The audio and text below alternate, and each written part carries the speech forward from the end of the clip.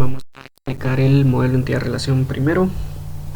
Tenemos las tablas obligatorias por los archivos de carga masiva, que son Transaction, Project, Country Code, Geoname y Level 1A. Luego tenemos tablas auxiliares, que son Status, Currency, Location y Donor. Donor la agregué por mi cuenta porque me di cuenta que todos los donadores eran el mismo, así que lo único que hice fue hacer una entidad individual para ello. Currency también, todos se usaban dólares americanos, y Status solo estaba en implementación o completado. Entonces se hizo esa tabla auxiliar. Con respecto a los valores, las llaves primarias pues todas son enteras y autoincrementables para no tener que insertarlas obligatoriamente. Luego pues donde se necesitaban enteros se colocaron enteros, cuando eran nombres se colocaron varchars, números se colocaron flotantes, y las llaves foráneas pues obviamente enteros, ¿verdad? Cuando eran fechas, como por ejemplo aquí, pues sí se utilizó tipo date. Con respecto a la cardinalidad del diagrama entidad-relación, nos damos cuenta que todo está trabajado en un modelo de uno a muchos. Entonces, por ejemplo, un proyecto tiene solo un código de país, pero un código de país le puede pertenecer a muchos proyectos, y así con todas las tablas. Una transacción tiene una moneda, pero una moneda le puede pertenecer a muchas transacciones. Una locación le pertenece a muchos geonombres, pero un geonombre solo tiene una locación. Con respecto a la opcionalidad, pues los únicos parámetros obligatorios son las llaves primarias y las llaves foráneas, debido a los archivos de carga masiva que estaban un poco confusos. Entonces esa sería la opcionalidad del diagrama, mostrando el DDL de cómo se crearon las tablas. Fue esta manera de aquí. Como dije, se usaron enteros para todas las llaves primarias y se definió como autoincrementable también, para que no hubiera problema eso. Y luego pues tipos de datos de MySQL normales como entero, flotante, date y varchar. Es importante también el orden de cómo se creó las tablas de forma en SQL, porque no puedo usar transacción si no tengo las llaves foráneas. Entonces lo que primero se trabajó fue las que no tenían ninguna llave foránea. Entonces se iban trabajando más o menos de esta forma, y luego hacia adentro, siempre trabajando de dentro, de hacia afuera hacia adentro en el diagrama. Ya con esto pues más o menos se muestra cómo fue que se trabajó el diagrama con la explicación pertinente, y más o menos cuál fue mi lógica para trabajar con todas las llaves necesarias y que tuviera sentido para poder trabajarlo después en la carga masiva. Ahora vamos a explicar cómo funciona la carga masiva y la inserción al modelo ejecutando los scripts. Entonces vamos a eliminar todas las tablas que se puedan, y vamos a cerrar y abrir MySQL para que las temporales también se caigan. Entonces cargamos, ya borramos, y ahora vamos a crear las temporales que están aquí. Como les digo, estas son en base a los archivos de entrada. Entonces lo único que hicimos fue utilizar varchar para todo y solo irle cambiando el tamaño conforme fuera necesario. Ahora lo que vamos a hacer es hacer la carga masiva de cada uno de los archivos. Entonces cargamos.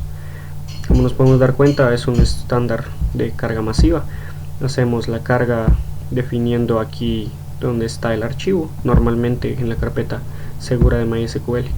Definimos en qué tabla lo queremos meter, definimos cómo terminan los campos, que a veces es por coma, a veces es por tab, y cómo terminan las líneas, que siempre es por salto de línea. Ignoramos la primera para no agarrar el encabezado, y en algunos utilizamos el close by comillas para que no nos dé problema. Ahora la creación de las tablas. Corremos todos los scripts, corren correctamente como se miran aquí. Ahí abajo también se podía observar cuántas cuántas rows fueron afectadas en cada una de las cargas masivas para que pues nos podamos dar cuenta de que son las correctas.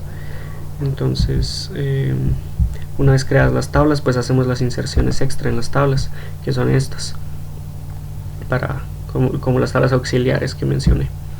Entonces trabajamos esto, y por último lo único que quedaría es realmente hacer la inserción en las tablas. Así que vamos a explicar un poco cómo lo hacemos, utilizando las tablas temporales y las tablas que vamos a ir creando previamente. Vamos a ir insertando.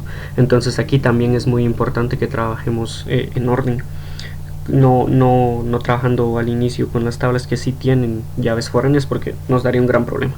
Así que en location, pues lo único que hacemos es seleccionar todo de temp locations, que fue la lógica que yo tuve, y lo metemos en estos tipos de datos. En GeoName ya empieza a complicarse un poco la situación, pero no tanto. Solo usamos la tabla temp geonames y la tabla location que creamos anteriormente, como dije, para que tuviera sentido. Jalamos los datos pertinentes y los insertamos correctamente, y la única condición es que el location type code sea igual a el otro location type code en ambas tablas. En country code surgió un problema porque había una línea completa de unspecified. En ese caso se metieron nulos. En el caso contrario, pues igual se seleccionaban las cosas correctas y se insertaban. Aquí solo se utilizó la tabla temporal de country codes. Después en proyecto, pues ya utilizamos la temporal de proyectos, y ya usamos donador, el código de country que acabamos de crear y el status. Se seleccionaron los casos que fueran necesarios, se convirtieron en fechas normales porque venían en formato latino, y ya de ahí transacción. Esta fue una de las largas porque son 61.000 datos, pero fue sencillo, solo se utilizó transacción, moneda y proyecto. Y vamos a realizar ahorita la inserción de todas, porque esta inserción de aquí tarda mucho tiempo, entonces voy a tener que pausar el video para que esto pueda correr. Entonces vamos a dejar esto corriendo, vamos a ver cuando empiece a insertar el 5 y voy a pausar el video. Una vez terminada la consulta, que nos damos cuenta que son alrededor de 12-13 minutos, continuaré con las consultas. Esto solo es para poderlas hacer desde cero. Voy a explicar las primeras tres por motivos de tiempo, y luego ya solo ejecutaremos las otras.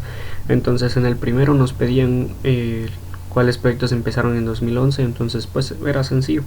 Hacemos un select count de la tabla proyecto, donde nuestra fecha de inicio actual esté entre enero 1 del 2011 y diciembre 31 de 2011.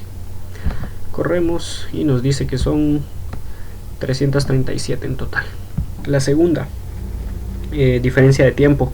Entonces en lo que hice fue crear una vista donde jalo el ID del proyecto, el título del proyecto y un date diff que nos devuelve la diferencia entre dos fechas de la tabla proyecto, y luego solo selecciono el ID proyecto y el título del proyecto y la diferencia de tiempo de la vista creada anteriormente, donde el tiempo sea igual a otra subconsulta que nos devuelve el tiempo máximo para pues poder realizar, para que solo nos devuelva una. Entonces aquí podemos ver qué proyecto es. Y la tercera pues es lo mismo, obteniendo de la misma vista. Lo único que hacemos ahora es, en lugar de max, utilizamos min en la subconsulta, y obtenemos aquí que es con esta diferencia de tiempo este proyecto el que tiene la menor. Luego ahora solo vamos a ejecutar estas, y si me queda tiempo explicaré. Creamos la vista y hacemos el top 5 y nos devuelve aquí los nombres: China, Brasil, Guatemala, Vietnam. Muy bien. Luego en la 5, con la misma vista, corremos, ejecutamos, y aquí podemos ver. En la 6 corremos y nos dice aquí cuál es el valor. En la 7 corremos, nos dice aquí cuál es el valor de qué proyecto, la que tiene la menor cantidad de costo. Y luego aquí tenemos estas que son los proyectos más caros. Luego aquí en la 9, cuánto costaron en total todos los proyectos, esta suma de aquí, sencillo. Y en la 10ª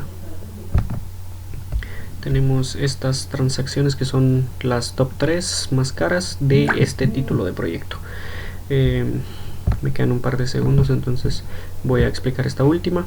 Aquí lo que hago es obtener estos valores, transaction value, transaction ID, project title y project ID de transacción, la tabla, y hago un inner join con proyecto donde el proyecto sea igual, o sea, en ambos casos la transacción y el proyecto tengan el mismo project ID, y además el project ID sea igual a 665, que es el de pues la consulta, la que nos piden, de RI East Africa Public Health Laboratory. Entonces lo único que hago es ordenarlo por la transaction value, lo hago descendente y límite 3. Gracias.